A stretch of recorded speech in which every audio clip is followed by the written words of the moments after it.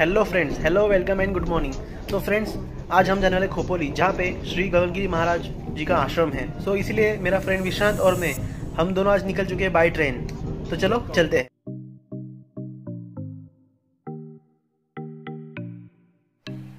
तो दोस्तों, जैसे ही हम गगनगिरी महाराज जी के दर्शन के लिए आते हैं तो उनके पहले ही हमें एक छोटा सा सुंदर सा श्री शंकर भगवान जी का एक मंदिर दिखता है।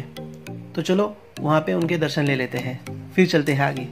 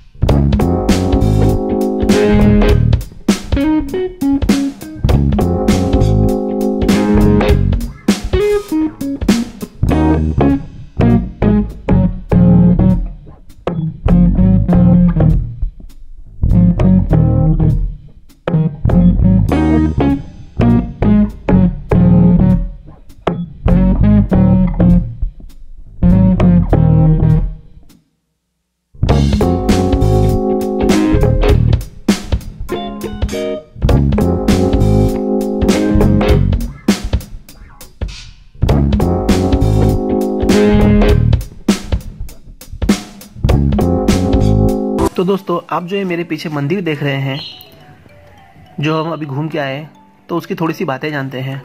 गगनगिरी महाराज जो थे वो पाटनकर फैमिली से बिलोंग करते हैं। उनका जन्म सातारा में हुआ। वो जब 3 साल के थे तब उनकी माँ गुजर गई। फिर उनके पिता गणपतराव जी ने उन्हें संभाला, मगर 2 साल बाद उनका भी देहांत हो गया। उम्र के 6 साल उन्होंने घर छोड़ा और वह नाथ संप्रदाय से जुड़ने लगे। फिर वह उनके साथ सातारा, कोल्हापुर, भोपाल ऐसे कई दूर दूर तक पैदल यात्रा करने लगे और भिक्षा मांगने लगे। फिर उन्होंने धनगरवाड़ में अपनी छोटी सी कुटिया बनाई और उस कुटिया में घास फूस का बिस्तरा बना के वो वहीं रहने लगे। थोड़े दिनों में उनको सभी लोग बाल योगी नाम से जानने लगे, क्योंकि उनकी उम्र बहुत छोटी थी। कई समय घोर तपश्चर्या करने के बाद उन्होंने भूत विद्या, बहुरंगी विद्या ऐसे अनेक तरह के विद्या सीखी।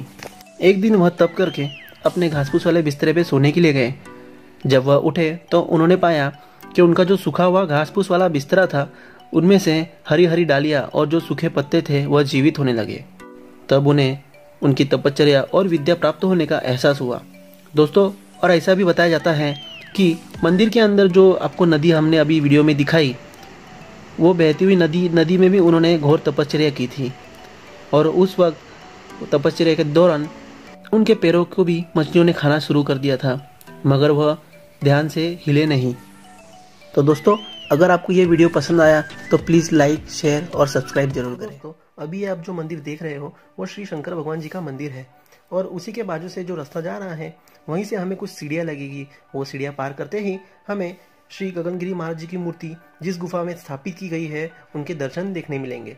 दोस्तों, जो मूर्ति ऊपर गुफा में है वो इस तरह बनाई गई है कि आपको देख के ऐसा लगेगा कि जैसे वो मूर्ति हमारे आमने सामने ही खड़ी है और आपको देख के आशीर्वाद दे रही है।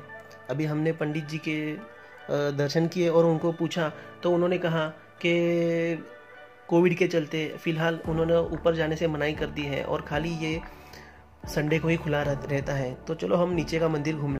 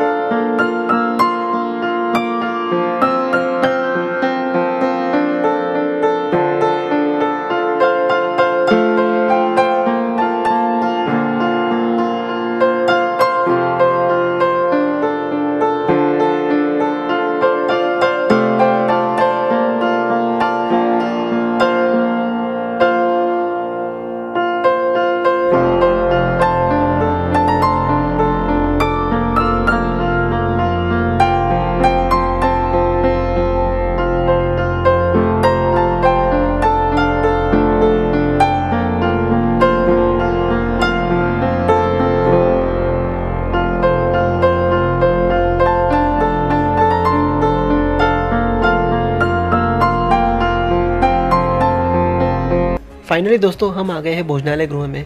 दोस्तों, अगर आप सुबह आते हो यहाँ पे तो 8:30 से 9:30 के बीच में हमें नाश्ता दिया जाता है, और अगर आप दोपहर को महाप्रसाद का लाभ लेना चाहते हैं तो उनका टाइम भी 1:30 से 2:30 बजे तक दिया गया है। कंडीशन यही है कि अगर आप खाना खाते हो, महाप्रसाद का लाभ लेते हो, तो आपको अपनी थाली खुद ही धोनी पड़ेगी, और वहाँ पे चेकिंग के लिए बहुत से लोग भी बैठे रहते हैं। अगर आपने थाली ठीक से साफ़ नहीं की तो आपको फिर से धोने के लिए कहते हैं।